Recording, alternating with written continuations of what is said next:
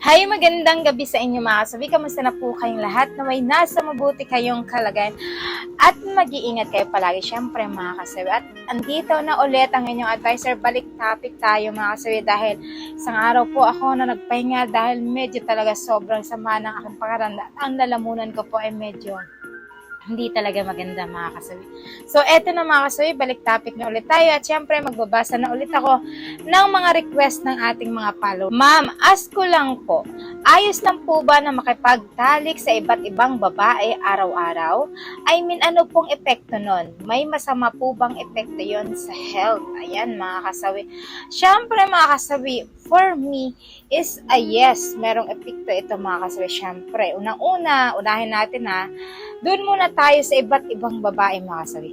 Diba kung ikaw ay matinong lalaki, bakit ka makipag lovemaking sa iba't ibang babae? Dapat nakakontento tayo sa ating mga partner na sila lang yung ating nakikipag lovemaking. Huwag na natin gawin ito sa iba't ibang babae kung kaya naman natin gawin ito sa ating mga asawa mga kasabi. Diba? Kaya ang daming nasasaktan dahil may mga ganitong kalalakihan yung mindset na kailangan pa ba na makipaglabing-labing sa ibang babae na pwede naman sa asawa nila, diba? Nakaka-disappointed itong ating sender. Pero syempre, dahil sender siya, pagbibigyan natin ito yung kanyang topic. For me mga kasir, syempre merong epekto yan kapag once na kayo ay nakipag-lovemaking sa iba't ibang babae, tapos eto ay nagkataon na ipag-lovemaking ka sa ibang babae, tapos meron itong sakit mga kasawi. For example, meron itong AIDS mga kasawi. Diba?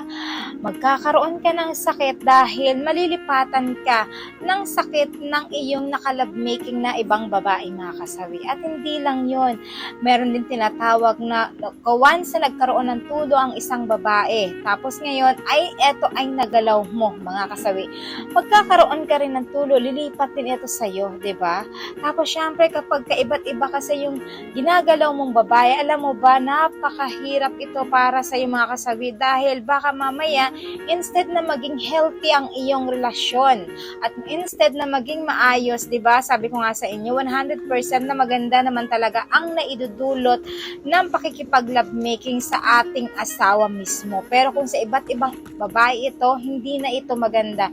Hindi ito nagiging healthy kasi ibig sabihin niyan 100% na hindi ka na nakokontento mga kasawi at hindi ito maganda sa ating kalusugan dahil magkakaroon kayo ng sakit. Dahil sasalinan kayo ng sakit ng ibang babae na kapag kayo ay nakagalaw na merong sakit ito mga kasawi. Kaya sa mga kalalakihan na ganito yung ginagawa mga kasawi, wag nyo nang gagawin pa kasi lagi nyo tatandaan. What if kaya yung asawa ninyo ay nakipag-lovemaking din sa iba't ibang lalaki tapos nalaman mo? Ano ang mararamdaman mo? Di ba masasaktan ka rin? Babae at lalaki ay parehas lang ito ng nararamdaman. Lagi mong iisipin bago gawin mo ang makipag-lovemaking sa iba, kailangan sarili mo yung ilagay mo sa sitwasyon. Kasi kapag sarili mo ang nilagay sa sitwasyon, hindi mo magagawa na ganito yung iyong mindset na gagawin mga kasawi. Kasi takot ka sa sarili mong multo kapag ka nangyari ito mga kasawi. Yan lang lagi yung tatandaan ha. At syempre hindi yan maganda sa iyong kalusugan dahil mag-i-apekto niyan ay magkakaroon ka ng sakit. Kapag once na ikaw ay nakagalaw na ibang babae na may sakit, masasalinan ka nito. Magiging mababa ang iyong immune system kasi nga unang-una, iba't ibang babae ang iyong nagagalaw. Tatandaan mo yan. So yan lang sender, naway nabigyan kita ng linaw pagdating dito. Dapat naman sana may mapulot ka bago mo ito gawin ay pag-isipan mo ito ng maraming beses, mga kasawi. At syempre sa ating mga commenter, pwede kayo mag-comment. Ayan mga kasawi, para naman mas maliwanagan yung ating sender na lalaki. Maraming salamat mga kasawi sa patuloy na pag-support niya sa akin sa walang sawang pag-share at pag-comment.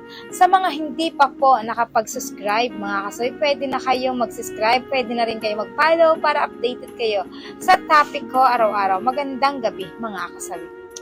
Mahal kayo ng inyong advisor.